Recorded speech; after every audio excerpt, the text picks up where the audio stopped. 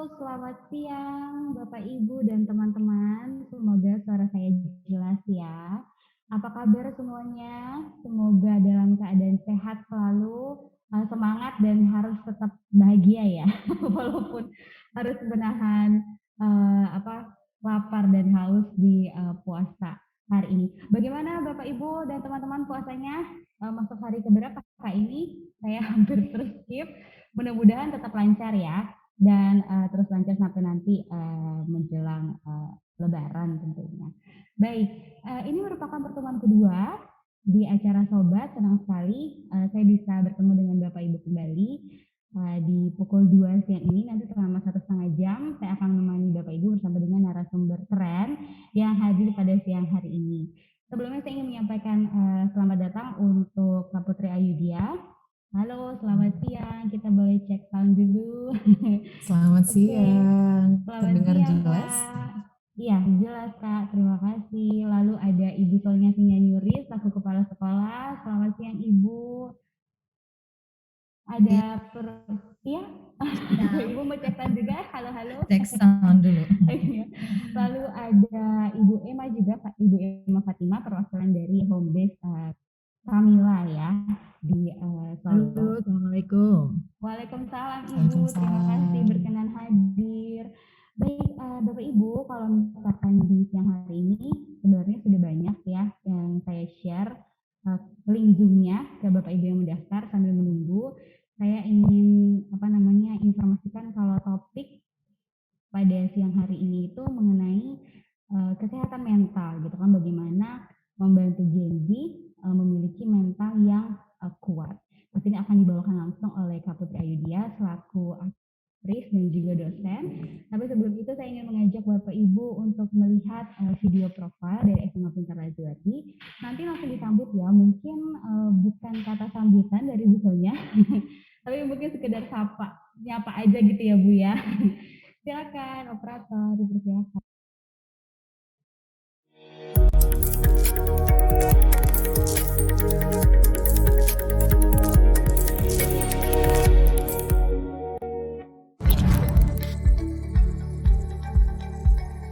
Apa yang dibutuhkan remaja untuk meraih masa depan gemilang? Tidak lain, karakter dan kompetensi. Di antaranya, beriman, bertakwa, berakhlak mulia, senang belajar, keterampilan hidup abad 21, leadership, resilience, berani bercita-cita besar. Ternyata, tidaklah mudah membekali hal tersebut, apalagi pada situasi pandemi. Pembelajaran jarak jauh yang identik dengan belajar online terkadang kurang menarik, berpotensi menimbulkan kejenuhan dan kurang efektif. Solusinya, diperlukan model sekolah yang berbeda yang didesain tidak hanya mengatasi situasi pandemi, tetapi sebagai sekolah masa depan. SMA Pintar Lazuardi, Smart Learning High School, menjadi jawaban atas kondisi tersebut. Kami menyebutnya sekolah masa kini dan nanti. Konsep belajar online yang lebih banyak dibanding belajar offline, SMA Pintar Lazuardi dilengkapi dengan aplikasi belajar atau Learning Management System terbaik yang ada saat ini yang diberi nama LMS Pintar, Pedagogical Intelligence Architecture. Aplikasi pintar bukan LMS biasa. LMS ini akan memastikan proses pembelajaran tetap pada prinsip pedagogis yang benar dan memberikan pengalaman belajar yang bermakna. LMS Pintar menyediakan fitur digital berupa teks, video, audio, dan visual lainnya untuk memaksimalkan proses belajar siswa. Dilengkapi Personalized Learning Management System atau pembelajaran yang disesuaikan dengan potensi dan kebutuhan siswa. Harapannya, para siswa akan mencapai hasil belajar terbaik tanpa harus diperbandingkan dengan siswa lainnya. Salah satu faktor yang berpengaruh dalam pembelajaran adalah pemberian umpan balik atau feedback. LMS Pintar dilengkapi dengan fitur feedback antar teman dan dari guru untuk memastikan pembelajaran berjalan efektif, interaktif, dan bermakna. Melalui LMS Pintar, seluruh hasil belajar siswa ditampilkan secara real time. Data akan diolah dan dianalisis. Hasilnya digunakan untuk pengembangan dan perbaikan pembelajaran yang terus-menerus. Dengan LMS Pintar, para siswa dapat mengatur waktu belajar mandiri, fleksibel, di mana dan kapan saja sehingga dapat memanfaatkan waktu lainnya untuk mendalami bakat dan minat yang ada sejak remaja. SMA Pintar Lazuardi menyediakan beragam program pengembangan minat, bakat, dan profesi masa depan melalui personalized program yang diselenggarakan setiap semester. Peran orang tua sangatlah strategis dalam mendukung pencapaian hasil belajar. Orang tua dapat memantau perkembangan belajar anak melalui LMS Pintar, konsultasi dengan guru secara online, maupun dalam pertemuan rutin.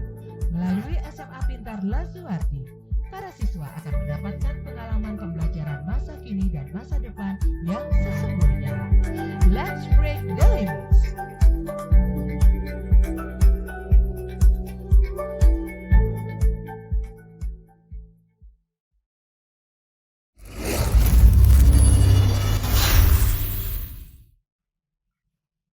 Halo, Assalamualaikum warahmatullahi wabarakatuh. Selamat siang, salam sejahtera untuk kita semua. Senang bisa bertemu kembali dengan Bapak Ibu semua di acara Sobat Sekolah Orang Tua Abad 21 sebagai salah satu kegiatan yang diselenggarakan oleh SMA Pintar untuk sama-sama belajar antara orang tua dan guru sehingga sama-sama punya cara pandang dan juga kemampuan yang sama untuk bisa mendampingi putra-putri kita di tengah banyaknya serangan-serangan teknologi, permasalahan-permasalahan sosial dan juga masalah-masalah kehidupan lainnya. Selamat menjalankan ibadah puasa bagi yang menjalankan. Semoga kita diberikan kemudahan, kelancaran, dan juga mendapatkan rahmat dalam menjalankan ibadah puasa kali ini. Ini sebetulnya Kak Putri ya tadi ya. Kak Putri ini sebetulnya kegiatan ini biasanya malam-malam nih Kak. Kita biasanya malam Sabtuan, jadi sambil santai-santai, ibu-ibu ngobrol-ngobrol gitu ya. Bapak Ibu sih biasanya yang hadir. Nah khusus di bulan Ramadan ini kita siang-siang karena nanti takutnya rebutan sama jadwal masak. Itu sama ngantri buat buka ya, ngantri buat beli kolak. Jadi kita coba siang-siang. Cuma memang rupanya dengan kondisi siang ini banyak sekali para orang tua dan juga Bapak Ibu yang biasanya bergabung masih sibuk di pekerjaan masing-masing, tapi mudah-mudahan tidak mengurangi semangat untuk kita terus belajar dan kita sambil nunggu nanti di setengah perjalanan biasanya Bapak Ibu yang lain juga segera bergabung menyusul. Nah ini proses belajar ini tentunya sangat dibutuhkan baik oleh kami sebagai para guru dan juga dengan orang tua untuk bisa membimbing termasuk dalam satu keterampilan yang tadi sempat disampaikan di video yaitu resiliensi gitu ya, kekuatan mental bagaimana mempersiapkan anak-anak yang menjadi tangguh menghadapi semua tantangan ini. Nah tentunya bukan hanya kemampuan tapi juga pengetahuan yang kita butuhkan sehingga dengan kegiatan-kegiatan semacam ini diharapkan kita terus melatih, berbagi, kemudian juga memperkuat kemampuan yang sudah ada sehingga mendampinginya lebih mudah karena kalau untuk mengajarkan anak kuat kalau kitanya sendiri juga tanpa amunisi ya tentunya kurang. Dan kalau mau bertindak sebagai cenayang kita pas banget nih ketemu orangnya tepat sekali gitu ya, dari segi keilmuannya tepat, kemudian juga punya karir yang tantangannya juga tidak sedikit gitu ya, tantangannya luar biasa di perfilman, juga di dosen gitu ya, di peran sebagai dosen dan beliau juga ini psikolog dan sok-sok jadi cenayang tadi dari suaranya aja saya merasa kok tenang sekali gitu ya. Tenang sekali tapi kuat gitu suaranya. Jadi kalau bicara tentang kekuatan mental ini kayaknya sudah top banget deh. Jadi mudah-mudahan hari ini kita bisa belajar banyak dari Kak Putri tentang bagaimana untuk bisa baik membangun anak-anak yang bermental kuat ataupun kita untuk bisa mendampingi anak-anak juga bermental kuat. Baik Bapak Ibu sekalian, selamat mengikuti kegiatan hari ini. Terima kasih atas kehadirannya. Terkhusus untuk Kak Putri, terima kasih atas kesediaannya untuk hadir di sini. Mudah-mudahan nanti kita juga masih banyak kesempatan untuk bisa bersilaturahmi dan berbagi ilmu lainnya yang pastinya sangat banyak. Terima kasih Bu Gebi, itu saja yang bisa saya sampaikan. Assalamualaikum warahmatullahi wabarakatuh dan selamat siang. Terus tanggapannya apa tanggapannya? Wah, senang nih karena sudah semakin banyak yang hadir ya, siang hari ini bergabung untuk mendengarkan sharing dari Kak Putri. Baik, Bapak Ibu karena ini judulnya adalah membantu Gen Z, untuk memiliki mental health yang kuat, memang pembahasan ini akan mengenai kesehatan mental gitu kan. Walaupun terkadang masih suka dianggap tabu di kalangan masyarakat, tapi ternyata kesehatan mental itu ternyata perlu untuk kita cari tahu lebih banyak gitu ya, apalagi, kita perhatikan di lingkungan keluarga tentunya. Karena menurut, Badan Kesehatan Dunia, kok ini agak berat ya jadinya, atau WHO bahwa kita tuh harus, apa ya, memiliki kesehatan atau mental yang baik gitu kan, sehingga kita tuh bisa menyadari potensi yang ada pada diri kita, terus kita juga mampu mengatasi nanti mungkin tekanan atau, dinamika hidup gitu ya, terus, produktif dalam bekerja, serta aktif berkontribusi, pada masyarakat atau orang-orang sekitar. Ini tidak hanya kita sebagai orang tua yang belajar, tapi ini juga, perlu kita, apa ya, implementasikan gitu dalam keluarga supaya anak-anak kita tuh nanti memiliki mental, yang kuat dan baik. Nah, Kak Putri, ternyata ini tidak hanya orang tua aja yang hadir, jadi ada teman-teman Gen Z atau kita bilangnya Gen Z ya, biasanya itu Gen Z gitu, anak-anak kelas 10 yang hadir, juga mau mendengarkan, sharing mengenai, kesehatan mental gitu kan, dari Kak Putri. Baik, Bapak Ibu saya dari tadi panggil-panggil Kak Putri tapi nggak dimunculin orangnya ya. Seorang aktris gitu kan, sudah banyak filmnya kalau teman-teman bisa, cari di search engine gitu ya. Terakhir ada di video streaming online, keluar juga series yang baru, mungkin teman-teman nanti bisa cek sendiri. Kalau misalkan kepo-kepo juga boleh kepoin Instagramnya atau mungkin nanti Kak, Putri yang, bisa langsung, apa namanya, info ya ke mereka. Dan seorang, dosen juga, di salah satu sekolah seni di Jakarta. Baik, selamat siang Kak Putri. Halo, kita udah boleh munculkan ya wajah cantiknya. Oh, ini dia teman-teman, Bapak Ibu. Halo, Boleh, selamat apa siang semuanya. kabar? Baik, alhamdulillah, Mas Gaby. Aduh, suaranya adem banget, kayaknya agak kebalik ya. Agak Aduh, semoga nggak cempreng-cempreng. ngantuk Baik, ya. Kak Saya Putri. takutnya lagi puasa malah ngantuk jadinya. Enggak, kita karena kita akan sharing kan. Jadi nanti Siap. kalau misalkan Bapak Ibu dan teman-teman mungkin yang mau ada pertanyaan gitu kan bisa langsung aja raise hand. Nanti saya akan persilakan untuk open mic atau dicantumkan di kolom chat. Nah, Putri, Ya. sebenarnya kalau kita bilang mengenai kesehatan mental gitu ya, akhir-akhir ini kan di masa pandemi atau 2 tahun kemarin gitu, suka ada tuh yang ngomong mengenai kesehatan mental gitu kan. Tapi jujurly gitu ya, saya tuh kayak kok kayaknya tabu banget gitu. Tapi ternyata semakin ke sini itu ternyata itu, menjadi hal yang memang perlu banget diperhatikan gitu, nggak hanya untuk, diri sendiri gitu ya, tapi ternyata kayak keluarga gitu tuh juga harus belajar gitu mengenai, bagaimana sih bisa, menciptakan atau mendukung, anak gitu kan ataupun, suami, istri gitu kan atau anggota keluarga lainnya tuh untuk memiliki kesehatan mental yang baik. Karena sudah banyak pertanyaan, boleh Ya. dong sharing sedikit gitu kan, pengalaman Kak Putri sebagai seorang, apa, aktris, dosen gitu kan, sebagai seorang anak juga gitu kan pengalamannya, mengenai, mental health dulu deh gitu. Nanti setelah itu, baru ada pertanyaan-pertanyaan tambahan. Oke. Terima Silakan. kasih Mas Gaby. Izinkan saya untuk menyapa Bapak dan Ibu, adik-adik yang sudah ada di sini, dan juga ada Bu Sonya. Assalamualaikum warahmatullahi wabarakatuh. Selamat siang, senang sekali bisa bergabung siang ini dan juga dapat kesempatan untuk sharing apa yang saya alami sebagai generasi sandwich. Saya ini sebenarnya kalau dihitung dari melahirnya, saya tuh lahir tahun 88. Saat ini belum menjadi ibu, secara fisik ya, tapi kayaknya karena saya pegang sebuah yayasan, saya ada adik-adik lah ya bilangnya, karena kami hanya menangani teman-teman yang usianya 18 tahun ke atas gitu. Meskipun 18 tahun ke atas, tapi ada beberapa pengecualian untuk anak-anak yang sangat berbakat atau punya komitmen atau punya mental age dan komitmen yang luar biasa lah terhadap apa yang mereka kerjakan biasanya based on competition atau seleksi ketat, mereka bisa masuk dan dapat support dari yayasan kami. Nah, memang Bapak dan Ibu sekalian dan juga teman-teman, dalam beberapa tahun terakhir tantangan terhadap kesehatan mental itu tampaknya meningkat sekian kali lipat gitu ya.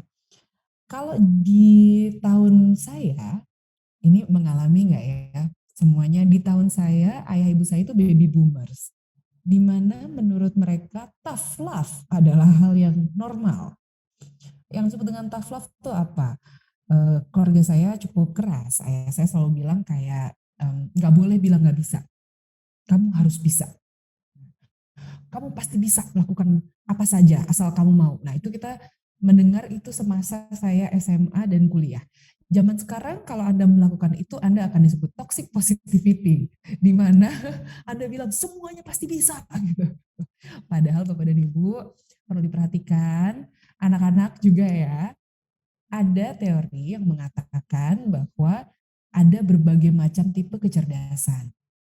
Ada yang cerdasnya bahasa, cerdasnya kinestetik, macam-macam. Nah, kecerdasan ini tidak bisa dipaksakan. Karena betul bahwa setiap anak lahir dengan, setiap orang lahir dengan berbagai bakatnya masing-masing. Tapi kayaknya gue gak punya bakat apa-apa nih gitu. Anak-anak kan mungkin ada yang merasa begitu. Enggak, kamu hanya belum menemukannya. Dan kayaknya aku tuh suka banget musik, tapi aku gak pernah bisa kalau belajar musik. Bisa jadi minat kamu di situ, tapi bakatnya bukan di situ. Sementara orang tuanya musisi semua, kita pengen anak kita bisa musik nih, terus dipaksain, lama-lama anaknya stres karena memang bukan di situ minat dan bakatnya, bisa saja gitu. Karena minat itu terjadi bukan genetis. Minat itu meskipun rasanya kayak, pantas aja bapak ibunya orang hukum nih, jadi anaknya pintar debat. Kadang-kadang kan suka gitu kita bilangnya. Nah, padahal bisa jadi banyak hal terpengaruh oleh nomor satu yang paling besar adalah pola asuh. Pola asuh ini bukan hanya segala sesuatu yang kita beritahukan kepada anak-anak kita, tapi juga apa yang kita tampilkan di hadapan anak-anak kita, baik kita sadari ataupun tidak. Seringkali terjadi bystander. Ini problem yang umum sekali terjadi. Sebelumnya saya ingin mengatakan bahwa saya bukan psikolog, saya S1 psikologi. Saya jadi bergulat dengan banyak hal psikologi karena sebagai aktor dan aktris yang kami kerjakan memang membedah perilaku manusia. Jadi ilmunya kepakainya di situ, terus banyak contoh kasusnya jadinya. Mulai dari contoh kasus yang biasa, kehidupan biasa, dan kehidupan ekstrim. Selain saya menghadapi tokoh yang ada di depan kamera, di atas panggung, tapi juga sebagai pengurus yayasan, jadi banyak nih contoh kasusnya dengan anak-anak, hubungan dengan orang tuanya, minat bakatnya yang berbeda. Bukan hanya minat dan bakat dia dan orang tuanya yang berbeda, tapi juga dia dan dirinya sendiri.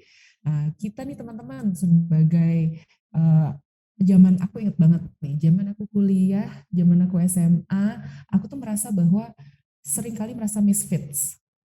Kayaknya nggak cocok di mana aja. Kayaknya nggak ada yang bisa ngertiin aku. Boro-boro teman-teman aku, orang tuaku aja nggak ngertiin aku. Wah, ini sering banget nih. Percayalah teman-teman, sekitar 5-10 tahun kemudian kalian akan melihat kembali dan merasa bahwa gila gue drama banget ya. Itu akan terjadi. Dan itu normal. Jadi nikmati saja masa remaja kamu, hanya pastikan kamu tidak melakukan hal-hal yang akan kamu sesali.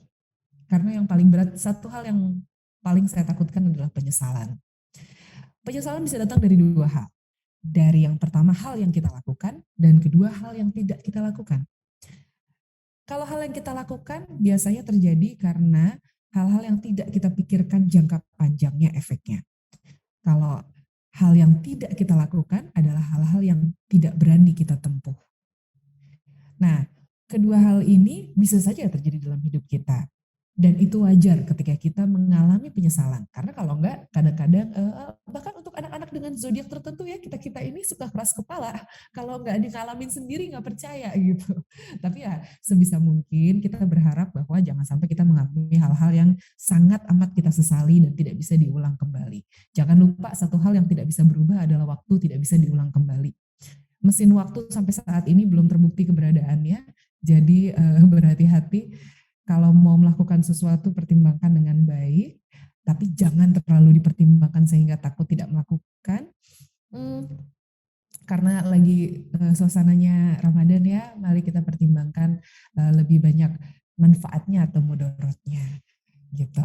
Dan saya mencatat ada beberapa hal yang sering sekali kalau kita menghadapi keseharian, apapun ya, ini berlaku untuk semua orang, bapak, ibu maupun anak-anak kita. Kita suka ngerasa bahwa akhir-akhir ini dibilangin kayak aku nggak bisa, aku tuh depresi, aku tuh nggak bisa karena aku tuh stres banget gitu. Hati-hati teman-teman, jangan sampai keadaan kesehatan mental kita menjadi alasan untuk kita tidak bertindak produktif. Bukan berarti kita harus selalu produktif juga, tapi keadaan mental kita saat ini disebutnya neurodiversities. Saya punya ADD, Attention Deficit Disorder, di mana rentang perhatian saya tuh pendek. Jadi saya kalau nggak diurutin, nggak pakai catatan, nggak pakai contekan, nanti ngomongnya nggak berurutan, lompat-lompat. Ini agak mendingan nih sekarang. Tapi dari satu topik ke topik lainnya, saya kadang-kadang kalau dicolek nanti langsung geser bisa. Tapi nanti balik lagi, tapi geser dulu gitu. Nah, tanpa disadari banyak sekali yang prevalensinya besar, yang jumlahnya banyak di Indonesia itu adalah ADHD, Attention Deficit Hyperactive Disorder. Nah, hyperactivity ini tidak selalu ditandai dengan gak bisa diem. Karena hyperaktivitas itu bisa terjadi juga di dalam kepala kita. Kesulitan konsentrasi, kesulitan untuk fokus gitu, itu bisa terjadi. Dan itu adalah salah satu gangguan belajar yang paling banyak ditemui di seluruh dunia sebenarnya. Jadi ketika itu terjadi, ini harus dengan penuh kesadaran ya teman-teman ya. Kalau teman-teman ngerasa aduh kok susah banget untuk konsen, bisa jadi ada pilihan. Yang tidak boleh adalah self-diagnose. Apakah itu self-diagnose? Bilang, gue tuh ADHD banget gitu loh. Dan tunggu dulu ya, periksa dulu. Dan jangan takut pergi ke psikolog atau ke psikiater. Karena pergi ke psikolog atau psikiater sama aja kayak pergi ke dokter. Kayak kalau kita badannya panas, kita pergi ke dokter. Kalau demam ke dokter. Nah ini kalau tiba-tiba brain fog, pikirannya berkabut dan kita benar-benar gak bisa berpikir, kita pergi ke psikolog, boleh. Kapan sih tanda-tandanya kita harus pergi ke psikolog? Kalau apa yang terjadi pada pikiran kita, pada mental kita, pada perasaan kita mempengaruhi produktivitas kita dan kemampuan bersosialisasi. Pada kitab kuningnya tim psikologi, itu yang disebut dengan disorder atau gangguan mental adalah bila gejala-gejala kita mempengaruhi kemampuan bersosialisasi kita. Dan itu tidak terjadi overnight. Biasanya ada rentang waktu tertentu, 3 hari, seminggu, sebulan, setahun gitu. Nah itu ada tingkatannya sendiri. Tapi kalau misalkan gila ya aku baru ketemu sama si dia, terus habis itu tadi pagi, terus aku nggak bisa tidur malam ini, terus aku kepikiran sampai besoknya, terus aku mengalami gangguan nih, ya gangguan, tapi bukan berarti gangguan mental ya teman-teman. Itu memang ada hal spesifik yang sangat berkesan yang mengalihkan perhatianmu dari apa yang kamu kerjakan. Dan itu wajar terjadi. Jangan lupa kita di umur-umur SMA saya mau udah jauh. Di umur-umur SMA memang terjadi perubahan hormon yang luar biasa. Jadi itu wajar. Nah, ada satu trik nih buat teman-teman. Triknya buat adik-adiknya dulu nih ya Bapak Ibu ya. Triknya menghadapi hormon kita adalah, tahukah kamu kalau kita tidak bisa merasakan dan berpikir di saat yang sama? Jadi kalau pikiran kita sibuk banget, coba tarik nafas dulu dan coba rasakan. Kalau perasaan kita kuat banget, tarik nafas, diam, dan pikirkan. Nah, jadi ketika sudah dua-duanya dipertimbangkan, dikasih ruang, baru kemudian kita putuskan yang mana yang mau kita ikuti dan kita putuskan langkah selanjutnya. Sekarang tipsnya untuk orang tua. Nah, ini susah-susah gampang, tapi saya selalu merasa bahwa gak ada buku yang paling tepat untuk parenting. Setiap parenting style, setiap cara mengajar, saya menganggap semua bapak dan ibu guru di sini juga orang tua ya. Bagaimana kita bisa mendampingi dan membantu adik-adik kita, anak-anak kita. Nomor satu yang tidak pernah usang adalah being the role model that we want. Tapi role model ini bukan berarti kita menjadi kuat dan hebat setiap waktu. Karena bisa memberikan arahan yang salah buat adik-adik kita, buat anak-anak kita. Kenapa? Being human is the biggest thing that we need to teach to our kids. Being human. Punya masanya kita kuat, punya masanya kita lemah, punya masanya kita memberitahu dan mencari tahu. Nah, nggak salah kok orang tua nanya sama anak. Nggak ada salahnya bahwa guru being student juga to our students. Tapi aku percaya, pasti yang merasa guru gitu ya, saya juga ngajar, kita merasa belajar lebih banyak seringkali daripada kita ngajar anak-anak kita. Setiap kali kita punya kelas, selesai kelas, kayaknya kita merasa belajar hal baru selalu gitu. Nah, dan ketika kita berani untuk selalu berada di posisi itu dan menjadi role model yang human, bukan role model yang kesannya hebat terus, hati-hati, toxic positivity, kita akan bisa berkomunikasi dengan baik dengan anak-anak kita. Nah, tapi percayalah karena saya juga belum jadi orang tua, ini adalah bagian dari pengalaman saya, tips yang kemudian disarikan dari pengalaman-pengalaman bertemu dengan teman-teman, dengan adik-adik kita, dengan anak-anak kita yang berhasil di versinya saya. Siapa tahu Bapak dan Ibu juga punya tips yang lain yang bisa dibagi, dan juga siapa tahu adik-adik punya hal-hal yang ingin disampaikan, yang ingin dibilang, aku tuh pengennya sebenarnya kalau diajarin tuh begini loh ceritanya. Gitu. Nah, ini perlu banget untuk kita bahas sama-sama. Dan satu lagi yang dulu saya tidak bisa dapat dari orang tua adalah ketika kita bisa duduk dan being equal. Like we talk as a human, bukan sebagai siapa yang kedudukannya lebih tinggi dari siapa. Saya pikir orang tua zaman sekarang sudah bisa menempatkan dirinya sejajar dengan anak-anaknya. Ada kalanya kita jadi orang tua, ada kalanya jadi teman, ada kalanya juga sama-sama malah kita yang jadi anak kadang-kadang gitu, bermanja-manja sama anak-anak kita. Ini juga menurutku penting. Kenapa? Karena ada saatnya anak-anak belajar untuk bisa take charge, untuk merasa bahwa saya punya tanggung jawab untuk melindungi teman-teman kita. Saya punya tanggung jawab untuk melindungi orang lain. Dan mungkin dari hal kecil, saya punya tanggung jawab untuk melindungi keluarga saya juga. Karena melindungi keluarga, kita tahu bukan hanya tanggung jawab orang tua, tapi tanggung jawab semua anggota keluarga untuk bekerja sama, untuk bisa mencapai yang terbaik dan mengeluarkan potensi yang terbaik dari setiap orang, setiap anggota keluarga yang berada di dalam lingkungan tersebut. Kayaknya sejauh ini banyak udah, tapi ini dari versi aku ya. Silahkan aku kembalikan ke Miss Gaby. Monggo kalau ternyata ada yang mau disanggah juga silahkan. Saya selalu merasa butuh ngobrol nih karena anak-anak muda kita berkembangnya cepat sekali. Dan teknologi juga nggak mau kalah cepatnya berkembang dengan pola pikir kita. Thank you Kak Putri. Itu Sama-sama. saya juga tadi ketawa aja di balik masker kan. Kenapa nih? Saya pengen ngajak orang tua saya untuk ikut deh webinar ini. Sebelumnya saya ingin menyampaikan selamat siang dan selamat datang. Terima kasih untuk Ibu Alia, Ibu Verda, dan juga Ibu Eni, perwakilan dari SMA Lazuardi yang sudah berkenan hadir pada siang hari ini. Semoga webinar ini bisa bermanfaat ya, para ibu. Baik, uh, Kak Putri, ini saya Ya. tadi waktu Kak Putri ngomong bahwa Mm-mm. kamu harus bisa, wah saya langsung auto inget gitu kan ya ke Ah, mama papa saya.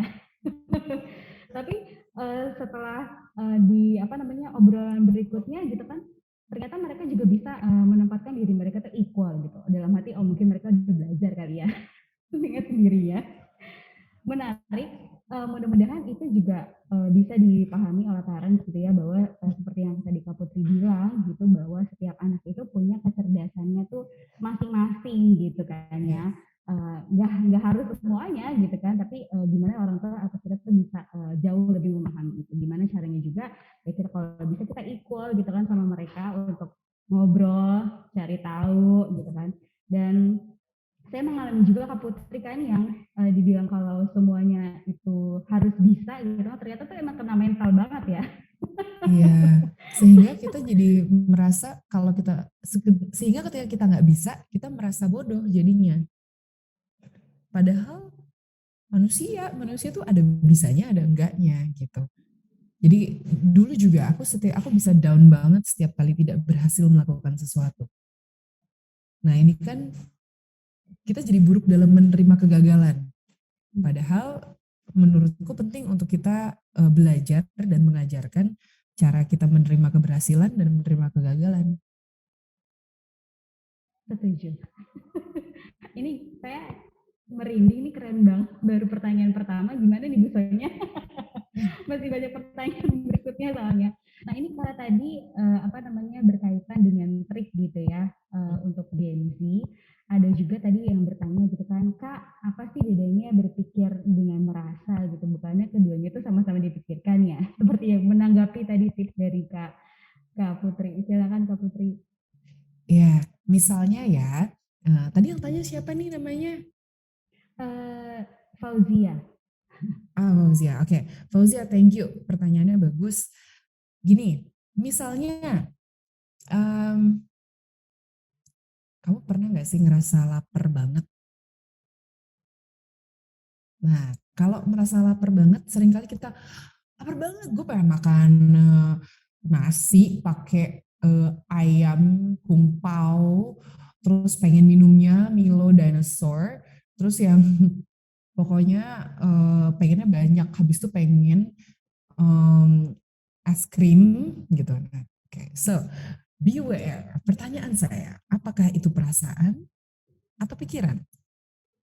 Nah, ini gampangnya aja ya. Kita kan seringkali ketika badan kita butuh, ketika tubuh kita membutuhkan sesuatu atau ketika kita lapar. Lapar tuh bisa apa aja? Lapar makanan, lapar pengetahuan, lapar kasih sayang, bisa. Nah, ini ketika kita mengalami hal itu, seringkali segala referensi kita itu muncul dan terwujud dalam pikiran kita yang keren banget ini. Otak kita itu cepat banget menanggapi segala sesuatunya. Dan dengan hormon kita yang juga sedang bergejolak, kadang-kadang jadi misleading bahwa yang kita butuhkan adalah menjadi bahagia, menjadi lebih senang. Dan untuk itu endorfinnya butuh keluar. Endorfinnya butuh keluar. Wah, sebenarnya yang dibutuhkan adalah mengaktifkan hormon bahagia. Tapi seringkali caranya kita diarahkan pada hal-hal yang lain. Nah, kalau perasaan bukan hanya lapar, tapi juga rindu, dua perasaan ini tuh punya kekuatan yang luar biasa. Ketika kita dapat dua perasaan ini, bisa jadi yang diartikan sama otak kita berbeda munculnya. Yang satu pengen banget makan sebanyak-banyaknya, sementara kita juga tahu di sisi yang lain, kalau kita makan sebanyak-banyaknya, kemudian kita akan kekenyangan, perutnya bisa sakit, atau akan jadi ngantuk. Nah, tapi karena kita sudah sangat lapar, yang butuh diisi duluan, yang butuh diselesaikan adalah perasaan laparnya. Sehingga kita jadi makan sebanyak-banyaknya. Nah, bedanya kalau pikiran yang digunakan, kita akan melakukan pertimbangan jangka panjang. Perasaan biasanya tidak butuh pertimbangan. Ada yang bilang kita bisa kontrol kita bisa kontrol pikiran kita, tapi kita nggak bisa kontrol perasaan kita. Perasaan sifatnya hormonal. Betul bahwa dua-duanya berpikir apa? Memaknai, oh ini aku lagi marah nih, oh ini aku lagi senang nih, gitu. Itu juga berpikir. Ini bisa diartikan dua hal. Kita terlalu terbiasa untuk membuat kesimpulan-kesimpulan yang besar terhadap perasaan-perasaan kita. Misalnya, kayak kita nggak suka sama sesuatu, terus kita langsung bilang, takut nih. Enggak, gue tuh nggak suka, gitu. Oke, nggak suka, kamu nggak suka, atau kamu sebenarnya takut? Kamu nggak suka, atau sebenarnya kamu marah? Nah, untuk kita menyelami emosi-emosi itu, betul, kita akan kembali berpikir. Jadi Fauzia betul, untuk kita bisa memaknai sesuatu, kita butuh berpikir. Itu betul. Tapi untuk kita bisa merasakan sesuatu, kadangkala kita tidak perlu mikir dulu. Kita cuman, aduh apa nih rasanya? Gitu. Sama jatuh cinta juga begitu kadang-kadang ya kan. Kok tiba-tiba, aduh apa nih? Suka nih gue. Suka apa cinta? Suka cinta apa sayang? Nah, itu dipikir dulu ya. Karena itu adalah hal-hal yang berbeda. So, ketika kita mulai berpikir, berarti kita membentuk pemaknaan terhadap apa yang kita persepsi, yang kita terima. What we perceived. Sorry, bahasanya agak bingung nih. Saya beri bahasa Indonesia nih. What we perceive berdasarkan panca indera kita. Panas, dingin, sakit. Nah, ini tuh adalah hal-hal yang harus kita kelola dulu. Tahukah kamu kalau kita menekan tangan kita terlalu lama, nanti akan jadinya kebas dan kita nggak bisa bedain panas dan dingin. Nah, ketika itu terjadi sama halnya dengan pikiran. Ketika kita menekan pikiran kita terlalu lama dan kita supres terus-menerus, kita tahan, lama-lama kita nggak tahu lagi maknanya apa. Atau hal yang terlalu dibiasakan. Kata-kata kalau diulang terus-menerus akan kehilangan maknanya. Kalau kita ngomong kursi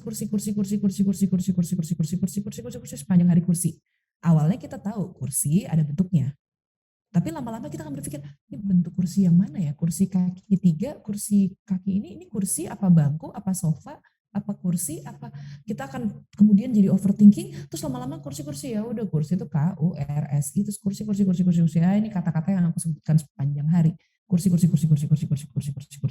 Oh kemudian kalau kita ngomong kursi ada letupannya ya di sini. Oke. Nah, ketika suatu kata diucapkan terus menerus itu akan jadi tidak ada maknanya. Dan untuk itu kita harus tahu apa yang sebenarnya berkecamuk dalam pikiran kita. Tadi ada yang kita rasakan yang muncul tanpa perlu kita maknai, dan ada juga yang kemudian melalui proses berpikir terlebih dahulu. Ya sama aja kayak, kita tahu kalau misalnya kita ujian belum belajar dengan baik, dan pengen tahu jawabannya, kita cari jalan singkat, nyontek aja deh gitu. Tapi kalau nyontek ya iya sih ada jawabannya, tapi nanti kan panjang nih efeknya nih, mulai dari kalau ketahuan guru gimana, kalau berikutnya berarti jawabannya nggak asli dong, berarti aku nggak benar-benar jujur dong, berarti kalau nyontek nggak asik, cara gampang tuh efeknya nggak panjang. Nah, jadi berhati-hati teman-teman dengan apa yang kita rasakan, dengan godaan-godaan jalan ninja yang kita ingin lakukan. Jangan-jangan itu hanya perasaan saja. Kalau Mo Sidik, seorang stand up comedian bilang, apapun yang kamu rasakan, dikasih batas ya, 24 jam maksimum. Kalau senang banget, habis 24 jam setidaknya kita harus mampu berpikir yang lain.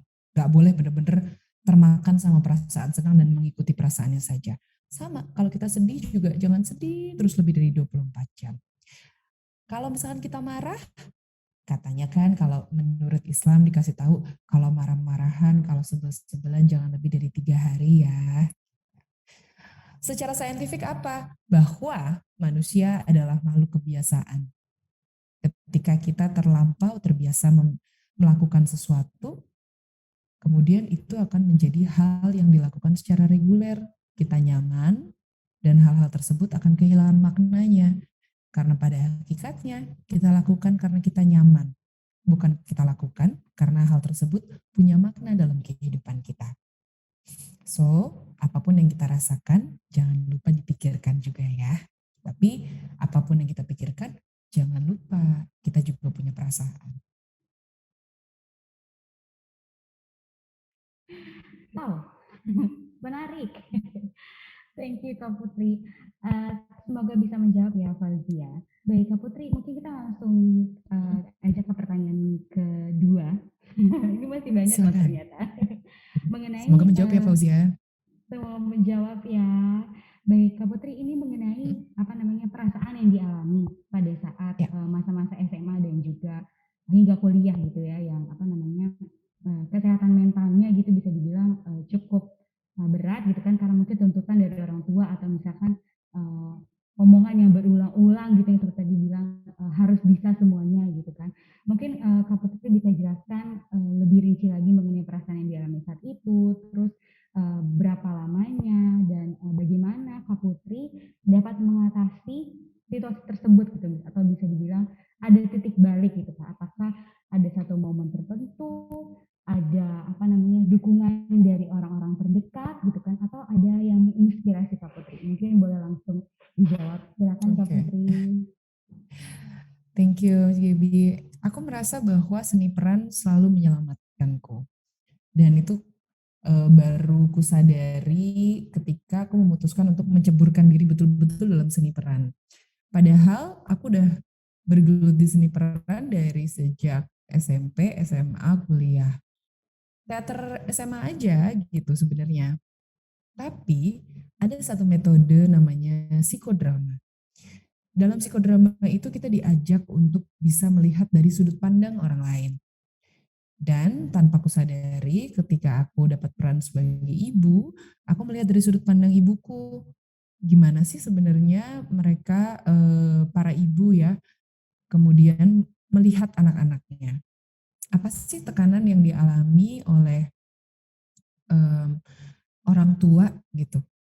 Sebagai anak, kita seringkali ngerasa kayak, ini bapak ibu maunya banyak banget, emang kita nggak punya mau sendiri? Kita kan suka ngerasa gitu ya. Betul, itu tidak salah, perasaan kamu valid. Satu hal yang perlu kita pertimbangkan lagi adalah kita belum pernah ada di posisi mereka, dan mereka kemungkinan besar sudah pernah ada di posisi kita. Setidaknya orang tua menang satu poin nih. Satu poinnya apa? Bahwa mereka pernah melalui usia kita. Tapi kan tantangan zamannya beda. Betul, disitulah kamu yang menang 1 poin. Ketika kamu menang 1 poin, siapapun yang menang 1 poin, berarti kita berada di atas yang lain. Kita lebih unggul daripada yang lain. Dan apa yang kita lakukan ketika kita unggul? Kita berbagi. Kita bilang, kita kasih tahu. There's no point to be mad to somebody yang gak ngerti. Gak ada gunanya marah sama orang yang gak tahu. Dan itu berlaku buat semuanya. Kita mau marah-marah sama orang tua kita mau protes sama orang tua kita, tapi kita berpikir bahwa mereka tidak tahu apa yang kita alami.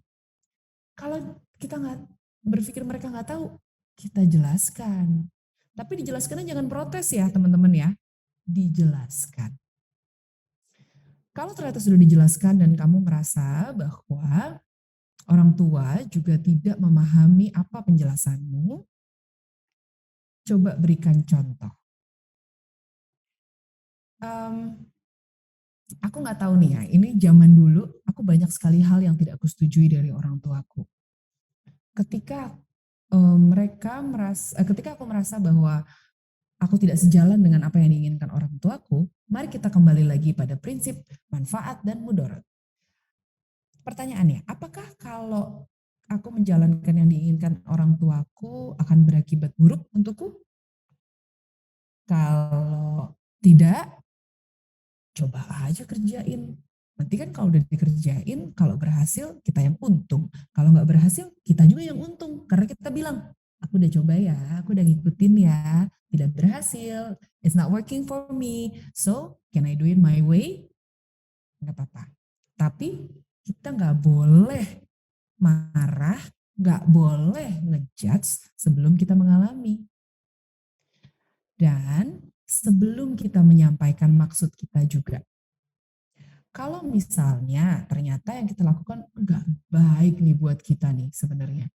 Nggak baik juga sebenarnya buat mereka kalau melakukan ini. Nggak baiknya kenapa? Misalnya merugikan dari soal waktu.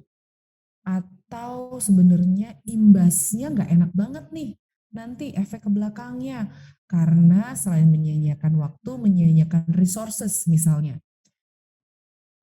Boleh, bilang saja sampaikan, tapi bukan hanya menolak, kasih solusi. Aku percaya bahwa ketika orang tua juga meminta kita untuk melakukan sesuatu, gak ada alasan lain sesungguhnya kecuali mereka ingin kita hidup dengan baik. Dan alasan itu, percayalah teman-teman, baru bisa aku mengerti ketika aku kuliah dan lebih. Dan ketika aku punya yayasan. Aku juga baru bisa mengerti alasan itu. Tapi, kali ini aku tidak minta teman-teman untuk langsung mengiyakan dan langsung mengerti. I'm asking you guys to try. Just try. Try to understand, try to do it, try to communicate it. I know it's not easy, tapi dalam komunikasi, kalau keras ketemu keras, gak akan ada yang dengerin kalau semuanya ngomong. Jadi, gak apa-apa, dengerin dulu, pilihannya coba lakukan, atau kalau ditolak, kasih solusi lainnya. Dan waktu itu gimana dulu cara aku bisa melewati itu semua? Ya pakai berantem, adalah namanya juga keluarga. Konflik keluarga itu wajar. Tapi jangan lupa, kita harus tahu satu hal. Bahwa kalaupun kita berantem, itu tidak mengurangi sayang kita sama anggota keluarga kita. Bahwa kita berantem, kita perlu tahu bahwa berantem yang produktif itu juga perlu. Konflik yang produktif itu perlu. Kalau kita sama sekali tidak ada konflik, semuanya iya-iya aja, semuanya setuju-setuju aja, bahaya nih. Kita bisa misleading ke hal-hal yang sebenarnya bisa di-exercise lebih bagus lagi. Hal-hal yang mendapatkan challenge biasanya adalah hal-hal yang punya potensi yang baik. Jadi jangan takut untuk berbeda pendapat, tapi jangan lupa untuk disampaikan dengan baik-baik dan tetap tujuannya satu. Adalah karena kita sayang, kita pengen yang terbaik. Itu aja. Kalau teman-teman bisa mempertahankan itu, mempertahankan keyakinan itu, bahwa segala hal yang terjadi, sudah terjadi pada tempatnya, dan juga terjadi untuk tujuan yang baik, maka banyak hal yang akan terasa lebih ringan. Waktu itu peganganku. Ya ayat-ayat yang jadi pegangan sih sederhana aja ya, bahwa katanya Tuhan gak akan pernah memberikan cobaan di luar kemampuan kita. Kalau misalnya kita ngerasa enggak nih gue gak mampu, oh, please God, aku tidak mampu gitu. Coba dilakukan. Kalau ternyata berhasil, naik kelas. Kalau belum berhasil, berarti pelajaran. I think it's completely okay, it's completely fine. Tapi itu adalah satu cara di mana kita bisa menikmati hidup. Karena percaya deh, nanti ya kalau kalian udah kuliah, kalian udah lewat dari masa SMA ini, kalian akan melihat itu semua sebagai cerita yang sangat menarik, bahkan mungkin bisa kalian ketawain sendiri. Kayak aku tiba-tiba melihat diriku sendiri, lu gila ya, wah ternyata saya memang drama ya anaknya gitu. Dan ternyata dengan drama-drama itu semua, itu yang membuat karir saya bagus dan kemampuan acting saya meningkat. Karena dari mana kita belajar drama kalau bukan dari keluarga? Itu benar sekali teman-teman. Jadi jangan takut menghadapi masalah, jangan takut menghadapi konflik. Konflik itu nggak perlu dicari, karena dalam hidup kita pasti akan ketemu drama kita sendiri dan konflik kita sendiri. Yang akan membedakan kita dengan orang lain adalah bagaimana cara kita menyikapinya. So be tough guys, be tough. Be tough, be gentle, and be compassionate. Itu nggak pernah salah untuk menghadapi apapun. Oke, ini sepertinya banyak masukan untuk teman-teman Gen Z. Yes. Yang untuk parents, Gimana? dulu ya. Saya ada Oh, siap. pertanyaan untuk Kak Putri, untuk parents khususnya. Saya mohon maaf sebelumnya menyela. Saya lupa bukan lupa ya. Aduh mohon maaf Pak Is. Tadi saya menyapa Direktur Bu Al, Bu Ferde juga sama Bu Eni, tapi saya lupa menyapa Pak Is tertinggal. Karena tadi dicari juga sama Mbak Putri. Iya Mbak Putri, keren sekali. Terima kasih banyak Miss Gaby. Pak. Keren. Silakan dilanjut. Baik, Saya menyimak. saya izin lanjut ya Pak. Silakan. Tadi kan cerita mengenai akhirnya juga pilih psikodrama, atau kalau nggak salah tadi saya dengar ya Kak Putri juga ya, melewati banyak waktu itu dari SMA ke kuliah itu juga nggak sebentar sebenarnya gitu kan, untuk bisa bangkit atau mencari titik balik gitu ya dari mental yang bisa dibilang down gitu ya atas tuntutan orang tua bisa dibilang. Apa yang dirasakan gitu setelah Kak Putri itu bisa sampai di titik sekarang ini gitu kan, mampu melewati situasi tersebut yang bisa dibilang tidak mudah. Saya yakin itu sangat tidak mudah gitu, karena perlu tenaga atau energi yang cukup banyak gitu untuk bisa bangkit, dan apa pengaruhnya dalam pencapaian saat ini. Silakan Kak Putri.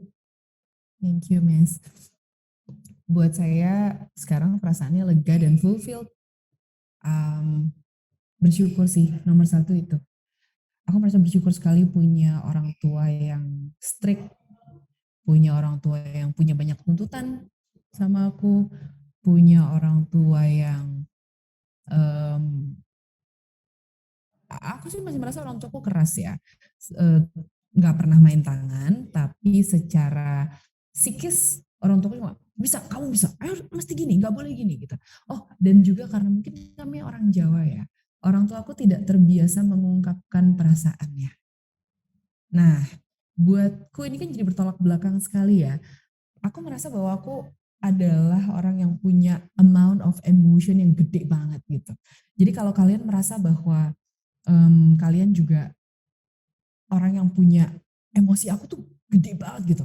If I want something, I really want it badly. If I'm mad about something, I really mad about it. If I love something, I'm gonna love this thing a lot gitu.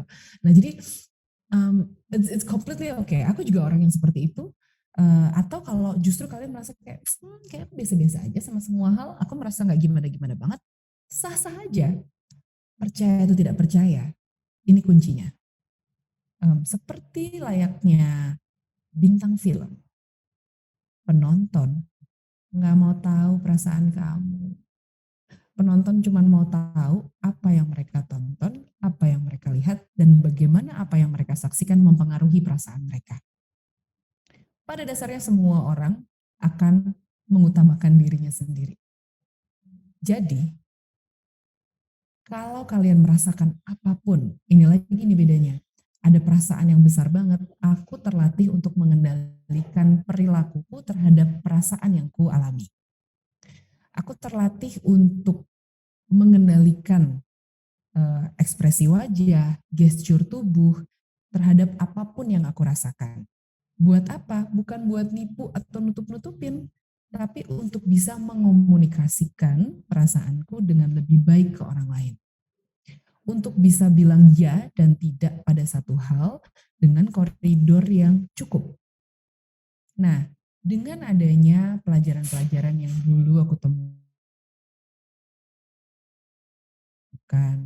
mencari cara untuk ini membantuku untuk bisa berkomunikasi lebih baik juga sama orang pada umumnya. Karena ternyata di Indonesia setidaknya em, ada kecenderungan-kecenderungan yang dimiliki oleh orang tua dan kita sebagai anak-anak. Konflik-konflik antara remaja dan orang tua tuh punya pola-polanya sendiri. Dan kalau nanti teman-teman sudah berhasil mengendalikan, memisahkan antara apa yang kita rasakan dan apa yang harus kita ungkapkan, percayalah itu akan sangat membantu. Dan buatku ketika aku menjadi anak, aku berharap bahwa orang tuaku mampu bilang itu. Bisa bilang bahwa kalau kamu nggak bisa nggak apa-apa, kita belajar lagi ya. Gitu. Kalau kamu nggak suka, nggak apa-apa. Yang kamu suka apa? Aku hampir tidak mengalami itu. Mungkin karena dulu aku anaknya juga devoted ya. Jadi iya aja, lumayan nurut sama orang tua. Waktu itu kayak Pak Is tuh yang tahu, sampai dengan kuliah aku tuh nggak bisa pilih bajuku sendiri. Harus orang tua yang milihin atau aku harus menemukan approval dari orang lain. Jadi buatku validasi terhadap apa yang aku lakukan itu menjadi sangat penting. Sehingga ketika aku ketemu teman-teman yang bisa membuat keputusan-keputusan sendiri, itu buatku aneh dan sangat iri. Gimana caranya ya gitu. Nanti kalau salah gimana? Nah, takut salah. Ini juga bahaya nih. Untuk Bapak dan Ibu yang merasa bahwa mempersiapkan semua jalan untuk anak-anaknya, berhati-hatilah karena bisa jadi kita ternyata membentuk dependensi yang besar yang membuat anak kita bukannya menjadi kuat tapi jadi tergantung. Kalaupun tidak tergantung sama kita, bisa jadi dia tergantung sama orang lain. Dan pada akhirnya kita tidak punya kemandirian, kita nggak punya otonomi terhadap perasaan kita. Anak-anak ini bahaya banget loh kalau nggak punya otonomi terhadap perasaannya sendiri, nggak punya otonomi terhadap tubuhnya sendiri. Sekarang pelecehan seksual juga sedang marak ya. Nah, kita harus mengajarkan anak-anak kita untuk punya otonomi terhadap dirinya sendiri. Tapi sekaligus juga harus mampu mengomunikasikan apa yang dia inginkan, apa yang dia rasakan, dan bekerja sama dengan orang lain. Itu menjadi penting banget. Dan buat saya yang jadi garis besarnya lagi adalah ketika kita ngejagain anak-anak kita untuk tumbuh seperti yang kita inginkan, seringkali kita justru mencetak anak-anak kita menjadi kita, bukan menjadi the whole human being. Dan ini bisa berbahaya. Nah, anak-anak juga kalau misalnya kalian ingin tumbuh, pastikan kalian tumbuh untuk diri kalian juga ya. Jangan tumbuh untuk menjadi seperti siapa atau tumbuh menjadi si anu gitu.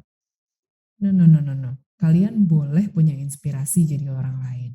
Tapi kepribadian manusia yang utuh adalah yang terdiri dari kepribadiannya. Terdiri dari sifat-sifat yang berbeda-beda. Terdiri dari kegemaran yang berbeda-beda gitu. Dan gak ada satupun manusia yang sama.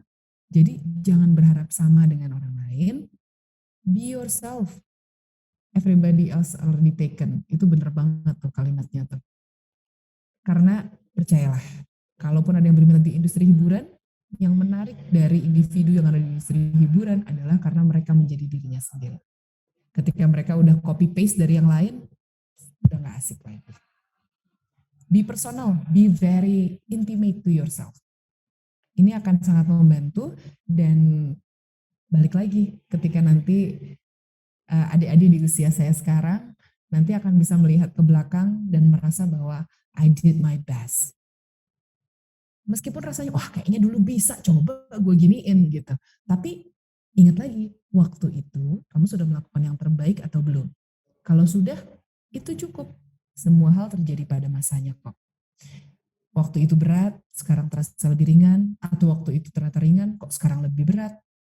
Karena Setiap hal sudah ada porsinya masing-masing. Percayalah, percayalah. Semoga menjawab ya, Mbak Gaby. Menjawab banget, Kak Putri. Ini saya banyak catatannya. Saya harap juga Bapak Ibu begitu ya.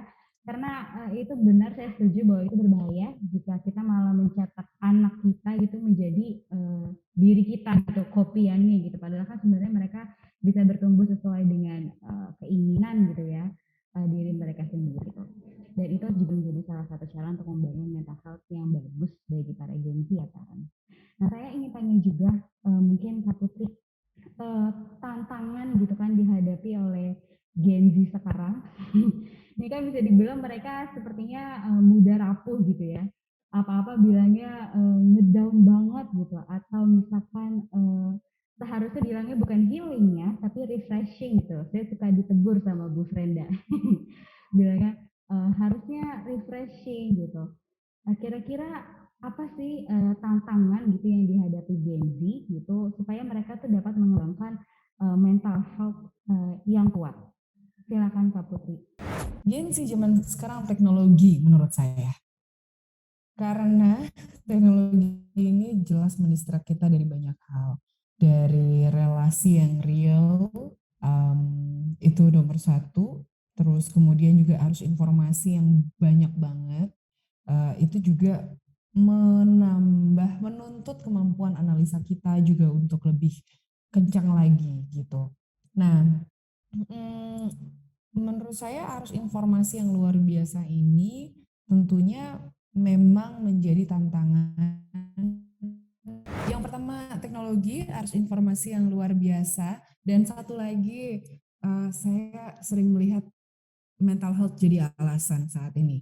And then playing victim. Nah, ini juga mesti hati-hati nih.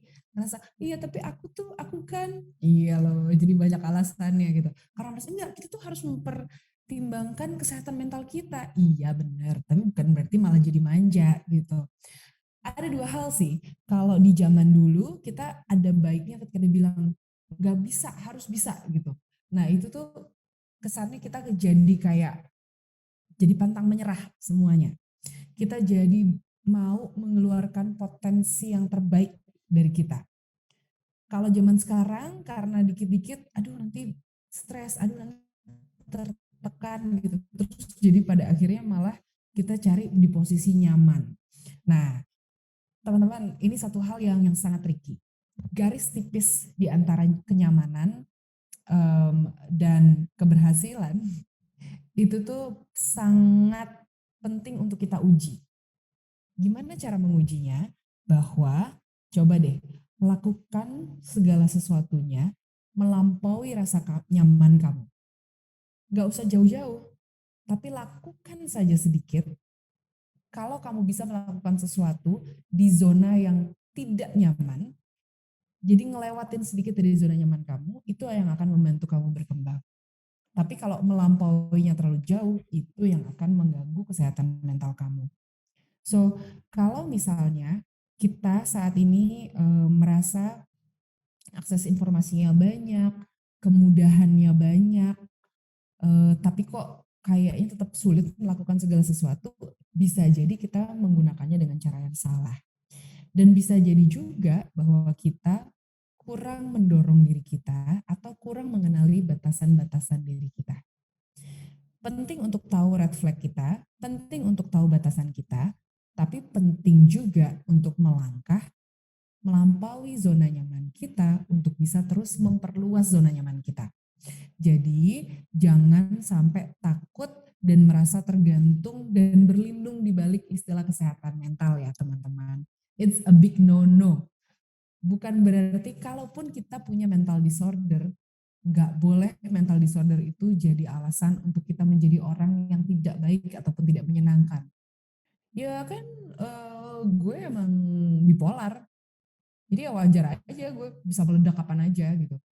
Nggak boleh ngomong gitu sih kalau menurut aku. Well, pada umumnya menurutku semua remaja akan melewati masa-masa sulit dan berjuang dengan hormonnya. So, you are special, yet you are not alone. Satu pertanyaan terlewat dari Pak Ali sebagai orang tua. Ini ada pertanyaan yang begini, Kak Putri, apakah benar love language berdampak sekali terhadap kehidupan kita atau sekeliling kita? Love language, ya iya sih, kalau aku ya, secara tidak disadari, cara berkomunikasi kita adalah cara kita mengungkapkan kasih sayang kita. Love language bisa digunakan sebagai tools untuk memperlancar komunikasi kita. Misalnya kita mengenali, orang anak yang ini gitu ya, misalnya kita sebagai orang tua punya anak 2 aja, itu beda tuh biasanya. Yang satu senangnya kalau dipeluk-peluk, yang satu senangnya kalau dipuji. Gitu.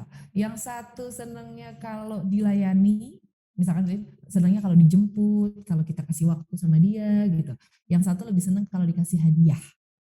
Nggak semua orang senang dikasih hadiah loh ya Bapak dan Ibu. Hadiah itu ada orang yang saya cukup risih dikasih hadiah. Saya akan merasa punya hutang budi kalau dikasih hadiah.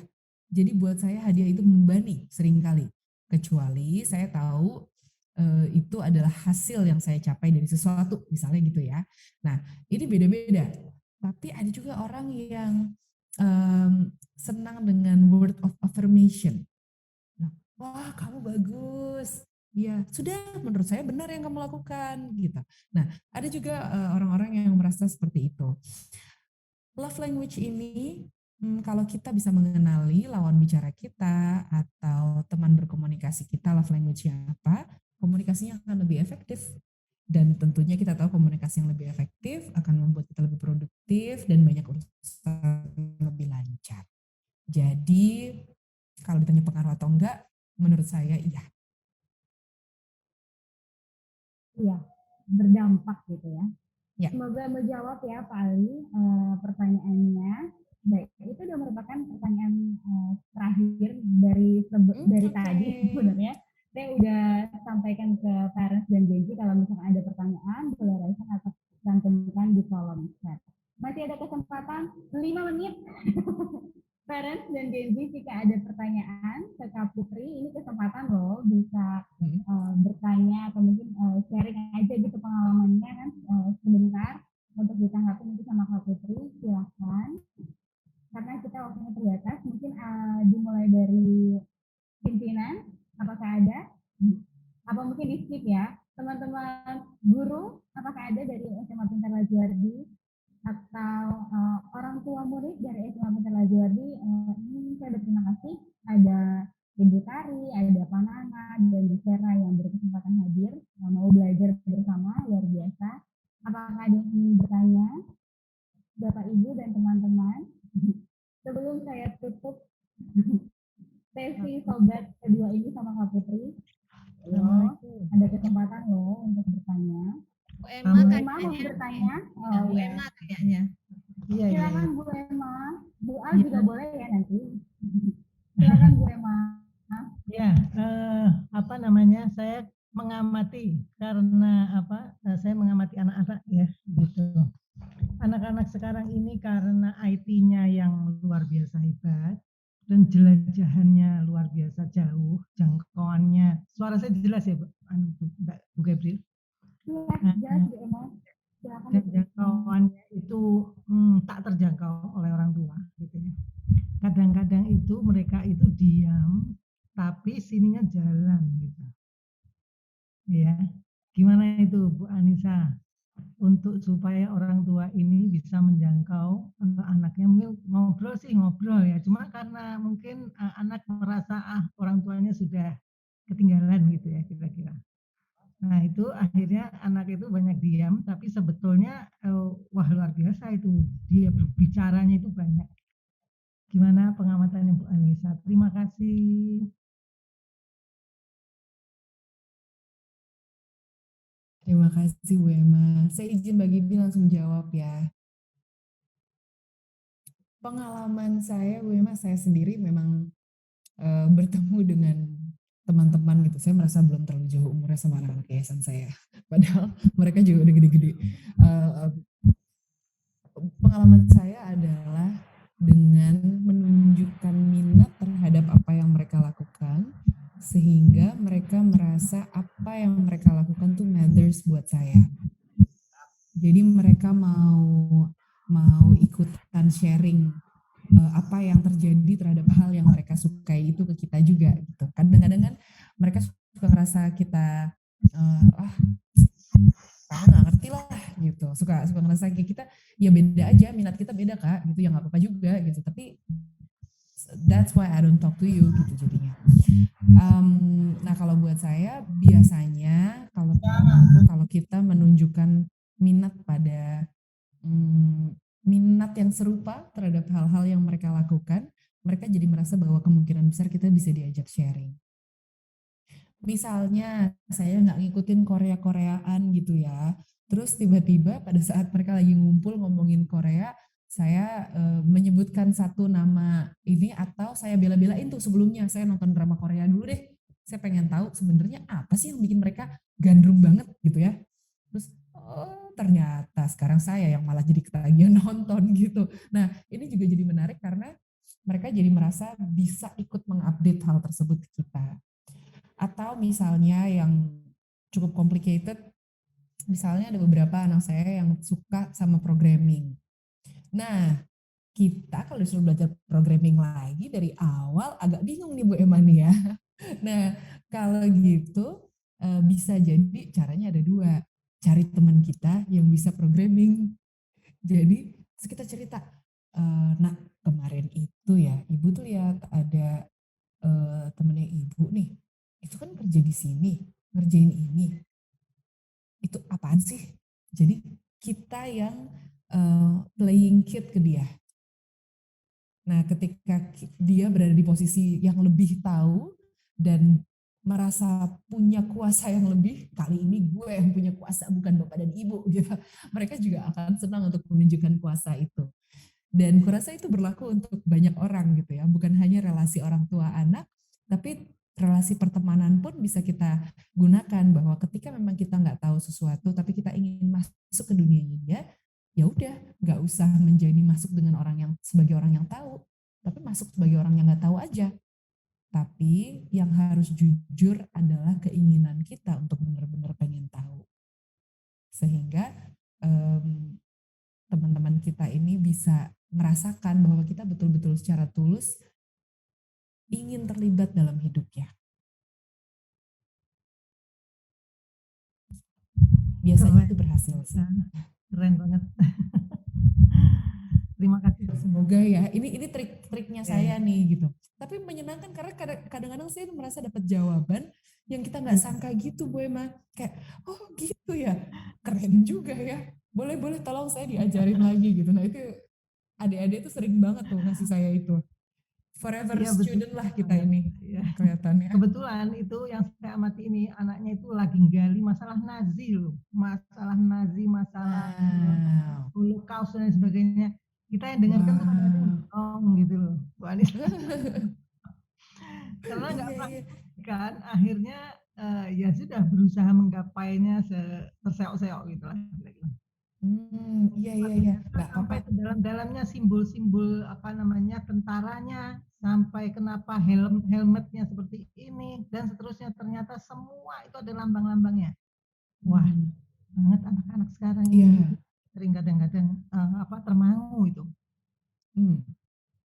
Ya itu memang saya juga suka ada hal-hal yang benar-benar saya mind blowing gitu. Kita nggak tahu. Oh nomor satu Bu, kalau menurut aku satu hal yang bisa membantu adalah aku nggak tahu apakah ini tadi terkait dengan love language, apakah akan berhasil untuk semua orang, tapi sebagian besar berhasil sih.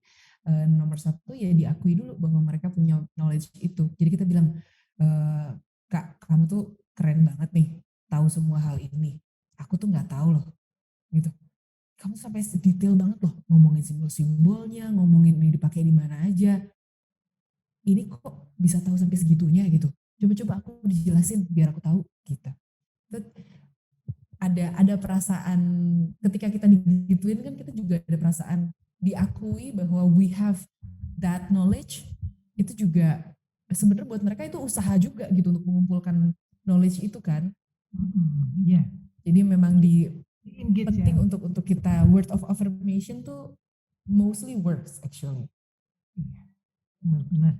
Terima kasih, keren Bu Anissa. Thank you. Sama-sama Bu. Semoga berhasil. Amin, amin. Terus anaknya ada di sini juga lagi ternyata. Ada nggak? Enggak, makanya nih dirasain Bu. Oh dirasain. Iya. Semoga bisa menjawab ya Bu Emma. Baik, apakah ada pertanyaan lain? Saya kasih satu kesempatan buat Karen atau Gensi yang bertanya mungkin. Bu Al mau bertanya? Saya Saya bingung boleh kok Bu Al sedikit aja. bertanya. Pengalamannya lebih banyak juga. Baik, kalau begitu kita Bu akhiri Al mau dulu saja. bicara, Bu. Bu Al Oh, mohon maaf Bu, karena hanya paket yang lain saya sebelah. Sedikit. Silakan. Sebetulnya ini Silakan, Bu.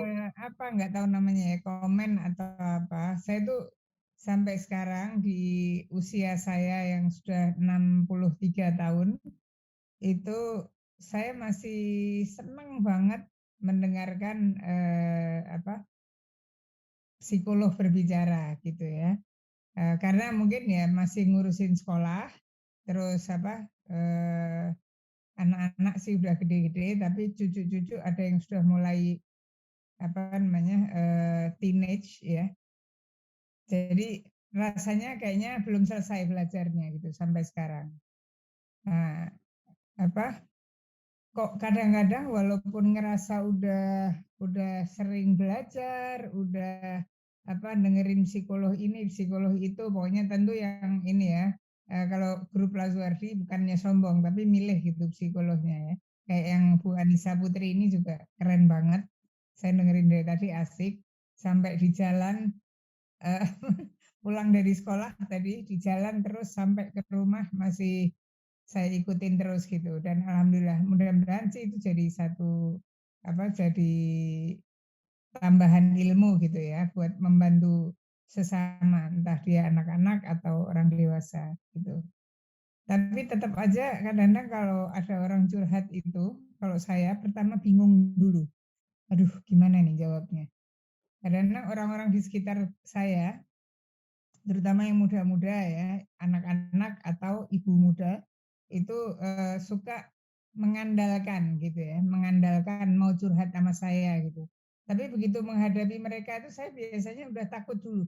Saya mau ngomong apa ini? Emang saya bisa jawabnya gitu. Pertama selalu didahului dengan itu. Mungkin karena memang nggak punya ilmunya ya. Jadi Nah, gimana tuh kiatnya Bu Vanessa untuk memulai pembicaraan ketika orang itu membutuhkan kita gitu. Problem saya di itu sih untuk memulainya itu panik duluan mesti. Oh panik duluan. Tapi Bu Al kalau sudah menjadi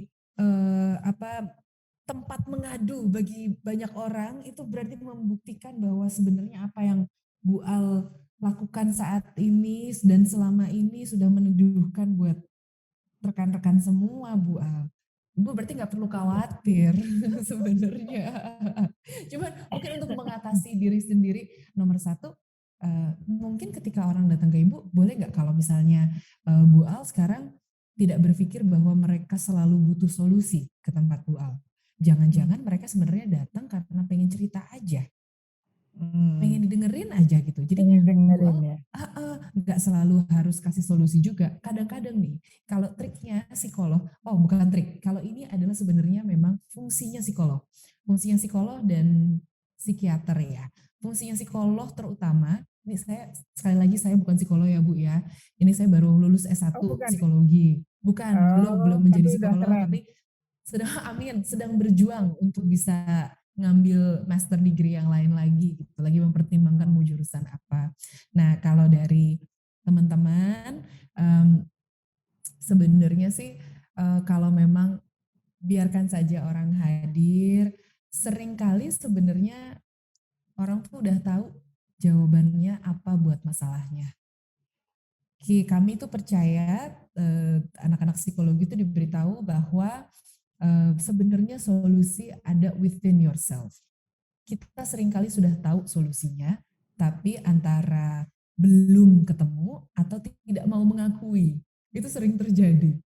Atau ya belum, nanti biasanya yang paling efektif, solusi yang paling efektif adalah kalau terjadi insights. Insight itu apa? Pemahaman, kesadaran sendiri terhadap apa yang dia miliki dan solusi yang sesungguhnya sudah dimiliki.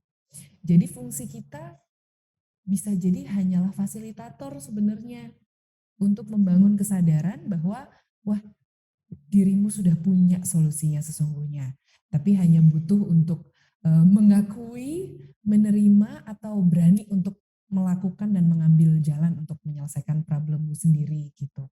Jadi kita ini cuma perantara, Bu. Kalau kami bilangnya ya, siapapun yang diberikan kepercayaan untuk mendengarkan problem orang lain atau menjadi tempat mengadu seperti Bu Al nih yang menjadi kepercayaan banyak orang, sesungguhnya fungsinya Bu Al adalah meneduhkan, menenangkan, menerima. Dan ya tadi, jangan-jangan Bu Al membukakan jalan-jalan terhadap solusi-solusi yang sudah hadir gitu. Jadi Bu Al nggak usah khawatir kalau sampai dengan saat ini masih banyak yang datang ke Bu Al, berarti sebenarnya Bu Al sudah lebih dari cukup untuk membantu teman-teman. Amin, amin, amin. Iya. Apa tuh? Kalau ada kata-kata local wisdom, mungkin ini namanya apa ya? Wisdomnya orang tua paling itu mungkin ya. Dan mungkin juga ini. Saya Ya, salah satu pasiennya Bu Al. Misalnya. Salah Iya. satu kliennya. Waduh. Iya, iya, oke. Terima kasih banget. Saya setuju banget dan saya sering katakan pada anak-anak muda atau orang yang bicara sama saya, entah minta didengarkan atau minta dinasehatin atau dibantu gitu ya.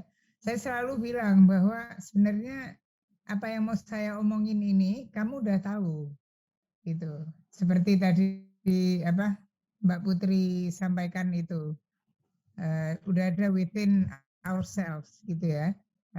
Yang itu kadang-kadang kalau orang lagi punya masalah dia suka lupa bahwa sebetulnya dia sudah tahu jawabannya. Lupa atau menutupi gitu ya, mungkin ya. Menutupi karena dia nggak mau gitu dengan jawaban yang itu. Kadang-kadang kan gitu. Ya tapi insya Allah sih walaupun sudah tua tapi saya masih tetap berharap bisa bermanfaat untuk orang lain ya insya Allah dengan apa yang saya punya sedikit dan sekalian menyemangati yang muda-muda yang ada di sini. Belajar itu nggak pernah ada selesainya. Jadi ya contohnya saya masih merasa bodoh terus gitu ya. Sampai udah mau ninggalin, mau pensiun tapi masih aduh kok masih kayak gini terus dari dulu ya. Nah itu mungkin itu ya. Jadi harus selalu haus untuk belajar. Ya. Kalau motonya Razuardi itu kan didiklah anak-anakmu untuk suatu zaman yang bukan zamanmu. Nah, karena itu kalau kita nggak belajar terus ya kita dilindes sama yang muda-muda justru ya kita akhirnya jadi nggak bermanfaat. Ya insya Allah itu aja. Terima kasih banyak Mbak Putri, Bu Sonya, Pak Iswoyo, Bu Gebi dan lain-lain semuanya sudah ngasih acara yang asik banget gitu ya. Terima kasih Sukses banyak, buat Bu Gebi ya. Terima kasih banyak, Bu Al. Bu Gebi Juga. maksudnya Bu Putri tapi sekalian Bu Gebi. Saya udah bilang makasih duluan loh Bu, tadi Iya salah makanya. orang ya. GR ya, nggak apa-apa. Baik, terima kasih Bu Al dan Bapak Ibu semuanya, terutama untuk Pak Putri yang sudah berkenan hadir untuk sharing ke kita bagaimana kita sebagai Gen Z memiliki mental yang kuat dan bagaimana orang tua dapat membantu Gen Z untuk memiliki mental yang kuat. Semoga ini bisa menginspirasi bagi Bapak Ibu dan teman-teman Gen Z untuk dapat kita praktekkan dan semoga kita dapat sehat selalu. Jadi di minggu depan kita dapat bertemu kembali di acara sobat. Kalau orang